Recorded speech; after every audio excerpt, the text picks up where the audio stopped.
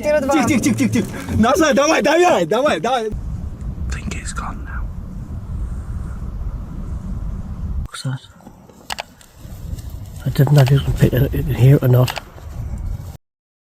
Sometimes the wild doesn't feel empty. It feels like something is choosing when to show itself. From a charging bull moose to slow footsteps outside a tent near an old corpse road, what would scare you more, what you can see or what you can only hear? On August 27, 2014, a disturbing clip was posted to YouTube by a channel called TV Rain. In the footage, several journalists from Pskov, Russia, are traveling toward a cemetery to film a story about the rising number of deaths from car crashes. At first, it seems like a routine assignment, nothing unusual at all. But before they reach the location, the mood changes, and within moments, the scene turns into something much more dangerous than they expected. Я сейчас по дороге, на дорогу буду выходить. Больше нет никого? Ну что будем делать? На территории нового кладбища на автомобиль. Район Кресты, нападение на автомобиль. Да. Сейчас давайте. Я не знаю, что будем делать. Кидывают камнями. Мы не успеваем уехать. Кидаются под колеса. Куда звонить? Хотят, не знаю. Мы там не проедем вот насквозь? Нет. Это район Кресты, новое кладбище. Петляново. Да. Я не знаю, Да. что делать. Так, сейчас смотрим. Так, главное, чтобы не куда-нибудь не... Какие-то люди нам преграждают дорогу, мы на машине, сейчас пока мы не выходим. Территорию нового кладбища. Вот, можно вывести в эфир, район очень Кресты. будет Ну, романтично. непонятно. Молодые люди. Нет, туда не надо, там он. Подожди. Да, но их несколько, и они со всех сторон бегут. Петляново!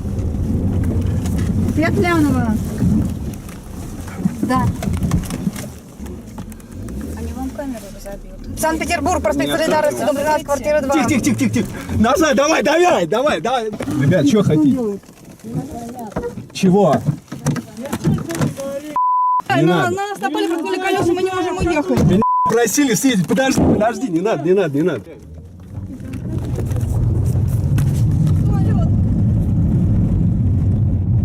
Милицию надо вызывать. Suddenly, a man wearing a dark hoodie moves directly in front of the vehicle. At nearly the same time, another person rushes toward the tires. Their movements look planned, almost coordinated. The journalists try to speak with them, hoping to understand what is going on, but nobody answers. Instead, fists begin striking the windows. In that instant, the driver realizes the most important thing: if they remain there, they may not be able to leave. So she reacts immediately and drives through the blockade. They escape without being hurt, but looking back at the footage, it is difficult not to imagine how quickly the moment could have become far worse. If the tires had been damaged, or if the glass had broken, the danger could have turned serious in seconds with no clear warning or escape left available. Sometimes a situation becomes dangerous before anyone can process it clearly, and one fast decision can change everything afterward. It leaves one question in that position: would you do the same thing or pause for 1 second too long? On October 15, 2023, a very disturbing video was posted on YouTube by a creator known as Raised in Alaska. In the clip, a man goes out to film moose activity during the rutting season. What he captures is remarkable, but getting that close puts him in an extremely vulnerable spot. What starts as an interesting wildlife outing quickly shifts into a potentially deadly encounter.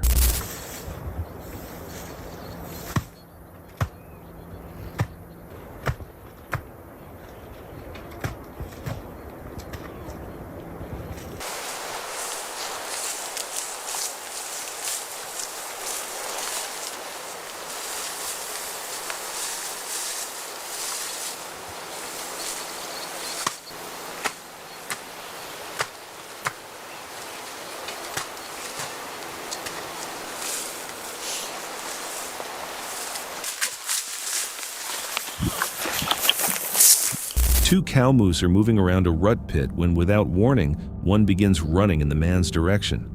For a second, he cannot tell whether she is about to charge. Since moose can react unpredictably, he has to create distance immediately.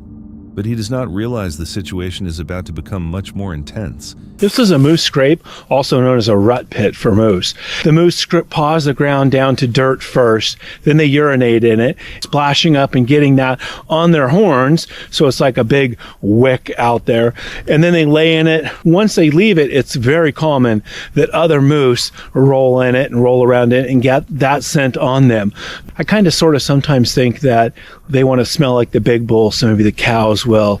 But this was very, very classic behavior.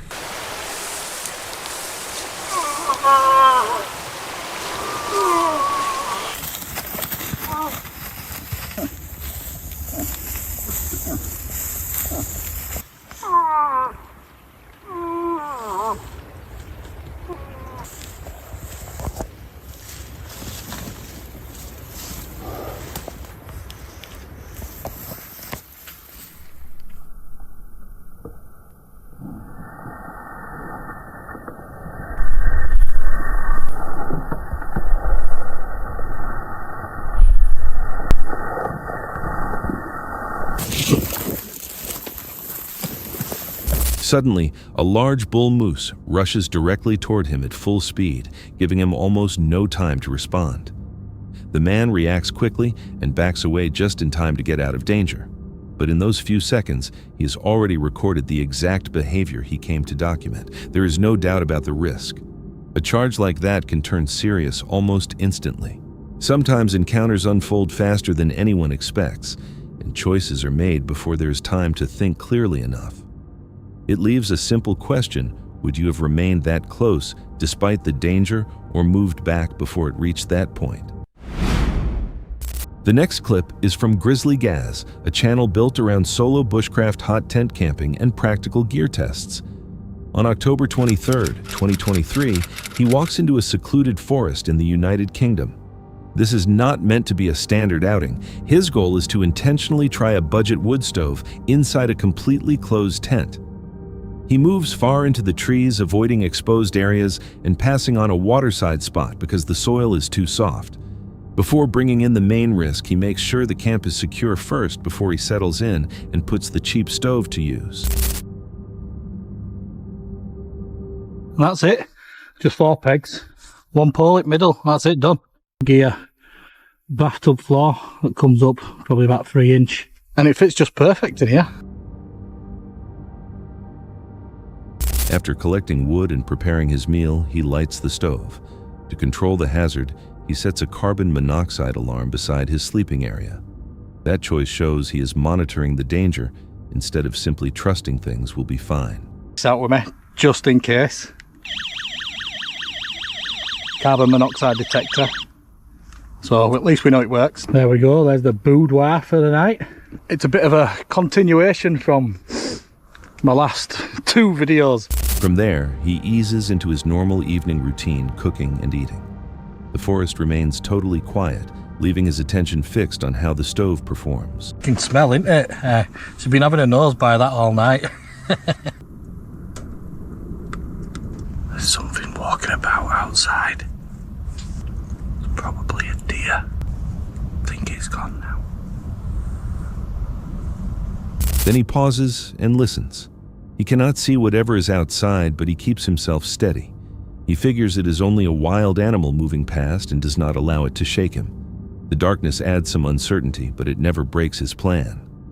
Freezing outside, then I came back in here and it were absolutely lovely. Thought I may as well just let it die out now.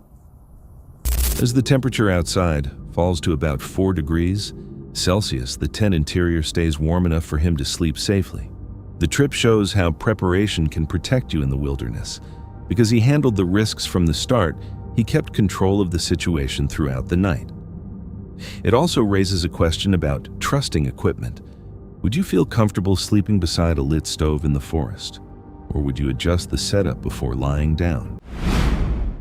On July 11th, 2025, a new upload went live on Sydney State of Mind. Sydney, a solo traveler who lives in her SUV and films from the road, had headed out again.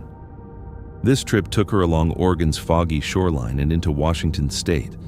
Her channel usually follows her quiet road life, camping alone, cooking in her vehicle, and visiting forgotten places across the Pacific Northwest. But this journey felt different. It started with coastal views and ended with a night she would later call among the worst she had experienced. The footage began with Sydney driving along the Oregon coast, planning to see some of the state's best-known locations, including Cannon Beach, Ecola State Park, and historical spots connected to the Goonies movie. At Cannon Beach, she paused to take in Haystack Rock, the famous sea stack rising from gray water. At a nearby lookout, she came across a stranger whose behavior made her uncomfortable. Somebody back there is being kind of sketchy and approached somebody else at the scenic stop. And also when I got out of my car, he walked over here. In lieu of sketchy people being here, I just flew my drone, and the drone shots were so pretty.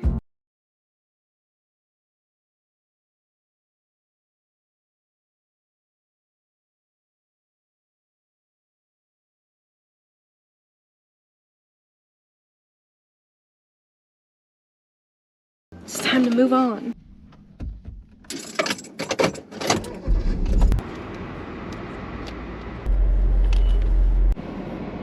The camera moved as she tried to laugh it off, choosing to stay away and launch her drone for quick shots before leaving. The following clips showed the coastline from above, cold, silent, and empty. After that, she continued north toward Ecola State Park, where parts of the Goonies were filmed. The forest looked dark and thick with mist. Not long after, she walked across a beach covered in driftwood and found a lone grave marker from 1865 identifying the person as known to God. Farther along the shoreline, Sydney arrived at the Peter Iredale wreck, a ship driven ashore during a storm in 1906.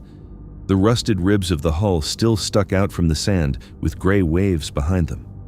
She noted that the wreck had once been nearly complete, but time had slowly worn it away. Next, she stopped at Fort Stevens, the only military base on the U.S. mainland attacked during World War II, and Fort Clatsop Lewis and Clark's winter shelter. Between those places, she saw a coyote near the road. Seeing it in daylight unsettled her.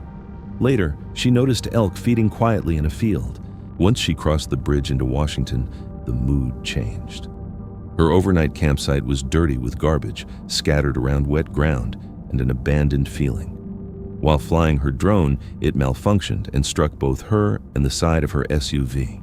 She laughed uneasily and tried to move past it, but the footage showed her watching the dark trees.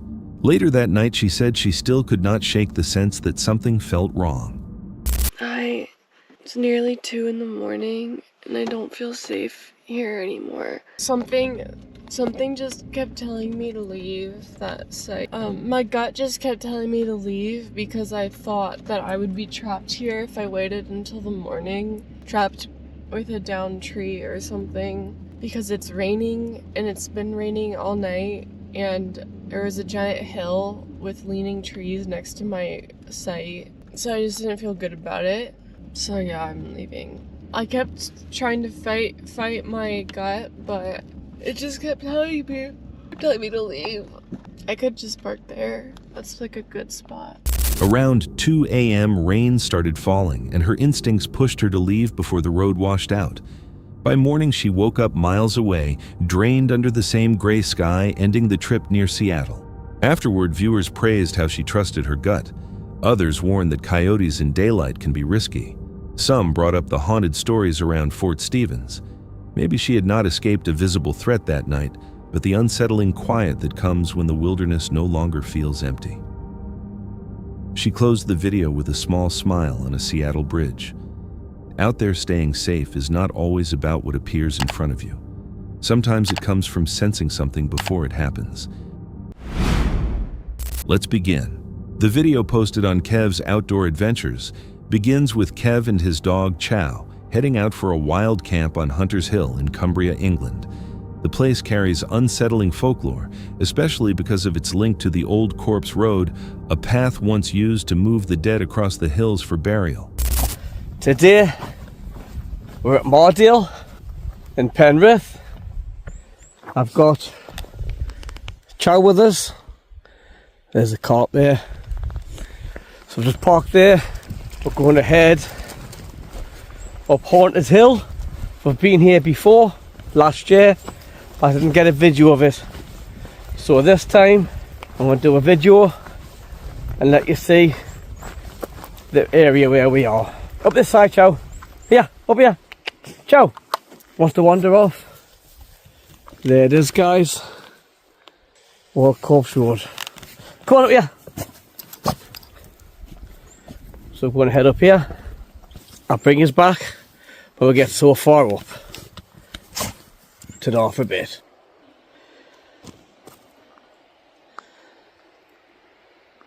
Unbelievable view in it. The water's right down, as you can see. That little island wasn't shown last time I was here. So heading up this way. I'll let Chow off his leader before long, just to make sure there's no sheep in that about.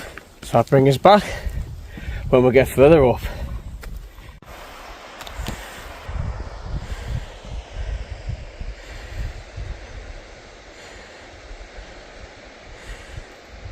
Kev says he'd been there before, but never recorded the visit. This time, his goal is to capture everything. He makes his way across the rough landscape, filming views of the lake beneath him, its waterline low and exposing tiny islands once underwater. Kev shares the area's history. Years earlier, a flood moved through the valley and buried the old village of Mardale beneath the reservoir. The old corpse road, he explains, was used to carry bodies on horseback toward nearby settlements for burial, a dark tradition tied to the ground. People have long said that anyone camping here can hear nighttime footsteps and sometimes even horses racing across the slopes. Many moons ago, there was a flood, I think from Manchester, in the reservoir, and Mardale was a village, and the water swooped down, wiped out the village, and killed a lot of residents, which is horrible. And this hill that me and Chows came up today is called Old Corpse Road. So what they used to do was to get the bodies on ponies, and they would carry them on horseback up this hill to the next town, which is a few miles away. I think it was Shap or something like that. I think that's what it was called anyway. And they would carry them up here one at a time on the back of a horse and take them to the dead bodies to the other city to get buried. And then there's rumours being told that over the years people have been coming here camping and they've heard people walking about, they've heard horses running around the field where they are, up the hill. They've looked outside and there's been nobody about. So, like I say, last time I was here, me and Chow, he was flat out. I'm lying in my bivvy watching a film on my phone, and it just sounded like somebody was walking around outside my tent in the long grass, scuffling in the long grass, walking around. I went out, had a look, nobody there. Kev remembers experiencing it once, lying inside his bivvy and hearing movement outside like someone crossing through the long grass. When he went out to look, there was nobody there. As darkness settles in, the wind begins to rise. Then, one sound breaks through it, measured steady and close. Kev wakes and speaks softly toward the camera, uncertain whether he is hearing something real or only imagining it.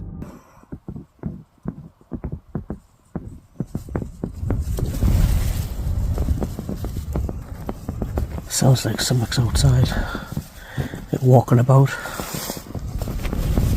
I know it's windy, but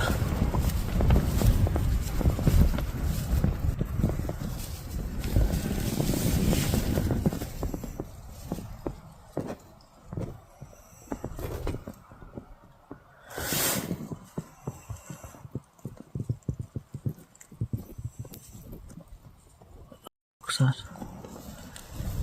I didn't know if you can pick it here or not.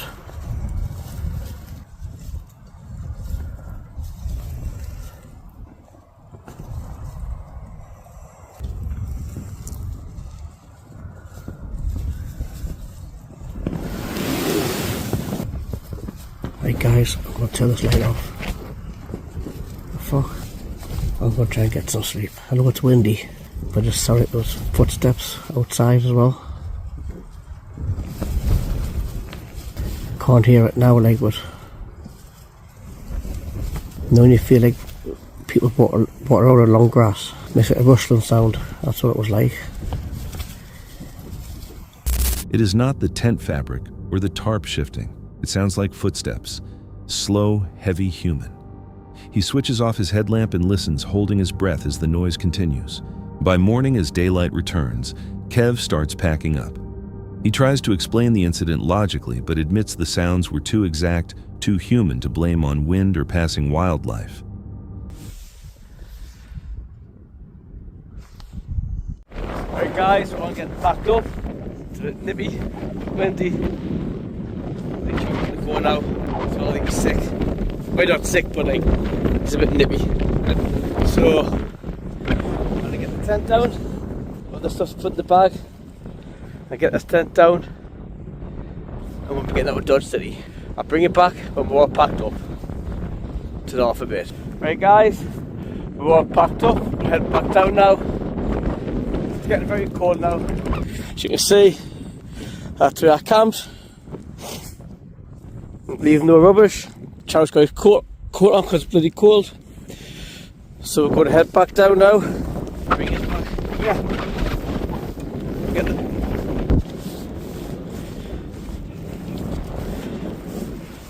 Ciao. This way, come on.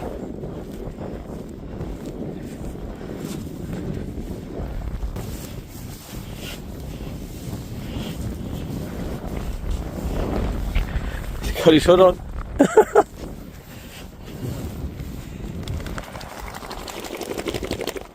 Right, come on.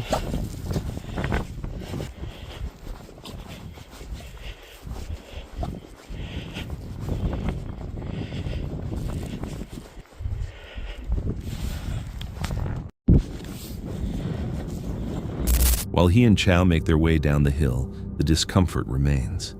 He gives a nervous laugh on camera, though the worry is clear in his voice. The incident may have come from changing wind or an animal pushing through the grass. Still, the timing and rhythm point toward another possibility. Could the legend of the Old Corpse Road still move through the hills, carried by something that never left? Was Kev actually alone on that hillside, or did he spend the night beside something older, something connected to the valley's buried history? Sometimes what we call folklore may only be the past refusing to stay silent. In early December, Luke from the Outdoor Gear Review climbs to the summit of a windy mountain for a solo overnight camp. What seems gentle at lower elevation becomes severe higher up, with hard gusts, colder air, and a storm expected after sunset. As daylight fades, he builds a simple shelter, aware that the coming night will test it. On the summit, wind moves through the trees. Luke pitches a hybrid half lean-to tarp positioned to block gusts and ready to change once rain begins. He talks through his 70-liter pack, explaining how compact gear and volume control let him carry more than people assume. Before dark, he scrapes the campsite with an improvised forest rake, clearing leaves to lower the chance of ticks and spiders. When night settles, he makes dinner, eating reindeer stew while telling stories, one about an odd complaint email and another about a mysterious abandoned camp in New Hampshire where supplies remained but no camper was found. The other day, I received an email from a viewer asking me if I had seen this channel, and I don't remember the name of it. I wouldn't even mention it if I did. It's so stupid. But the YouTube channel is all about like this person going camping or something. Every single trip ends with the tent catching on fire and everything inside of it being destroyed, and he acts like it was an accident sort of thing. That is like low-level content. It's pretty wild what people will do for money. Not that there's anything wrong with it outside of it just being wasteful, possibly stupid, but years ago, YouTube used to be a wasteland. Anything went. I don't know if that's the case anymore. I don't think so. But people would do all sorts of weird stuff, like eat out of their cat's litter box, if you know what I'm saying. Seriously. I'm pretty sure that's been put a stop to, for good reason. Unfortunately, the winds are beginning to pick back up again, so I will not be feeding this fire anymore. I certainly don't want a hot ember to fly off into the woods, start a fire and whatnot. The ground underneath is wet, but everything on top is very dry, so we better be careful, especially when there's a known fire burning out there. Speaking of which, I took a look. I can't see anything burning, but I definitely saw the smoke earlier. That smoke created one of the most beautiful sunsets I have ever seen. Absolutely incredible. Around 9:30 p.m., the storm reaches him. Rain falls steadily, wind rises, and the woods fall quiet beneath the weather. Morning arrives under fog, the shelter held, everything stayed dry. While packing Luke Spot's movement, a forest mouse has bitten through his food bag, attracted by one small mistake from the previous night. Nothing serious happens, but the trip proves how oversights matter. In wind, rain, and isolation, even the smell of food can become an invitation. If the storm had continued longer, or if the shelter had failed, what would have mattered more, the equipment or the choices made before dark? Late August 2024. This footage comes from Kenny of All Trades, a YouTube channel about solo camping, RV life, and outdoor weekends. Kenny returns to Pillsbury State Forest in central Minnesota, over 25,000 acres of public land, with his dog, Toby. A few weeks earlier, Toby had stopped suddenly on a forest road, here frightened by something unseen. Tonight, Kenny chooses to go back anyway. The sun is dropping, and the woods feel different this time. I spent a couple hours this afternoon inside the camper working on the video, turned the air conditioner on, nice and cool. But Toby and I are going to go out for a little walk now. Hopefully we can find some firewood. That's the plan anyways. I did bring a leash with just in case if we come across anybody on horseback out here. You can see a number of horse tracks. This forest has a lot of rolling hills. If you can get up on top of the hill, then the wind is keeping all of the mosquitoes away. The hard problem is when you get down into the dips, the bugs get thick. After work, Kenny picks up supplies and fire starters, knowing he is starting late. By the time he reaches the forest, darkness is already moving in. He sets camp on higher ground, once an open overlook now grown over. Instead of scenery, he finds garbage, including a recent Walgreens receipt, suggesting someone had been there not long before. Later, Kenny and Toby walk down a narrow trail. It leads to a squatter camp with blankets, an old shovel, and scattered belongings left behind. One bottle with an August 2024 expiration date stands out. Kenny explains that because the forest sits close to town, people sometimes stay there through summer after losing housing. There wasn't much I could do at the time. I picked up as much as I could. I went back out there a few months ago, found that the whole thing is closed off to the public now. So sad. I came across a trail that's got to be relatively new. It wasn't here a couple of years ago. Figured we'd go figure out where it goes. The place feels heavy and neglected. Kenny decides not to continue farther. That night, he cooks beef stew over the fire and settles into routine. The forest remains quiet. Before leaving the next day, Kenny returns to the spot where Toby once refused to keep walking. It is trashed again. Some see this as the reality of public land near towns. Others focus on how Toby reacted before anything was visible. Either way, the sign suggests something continuing, not forgotten. Weeks earlier, Toby would not walk this trail. This time, the reason was obvious. The forest had not changed. What people left behind had.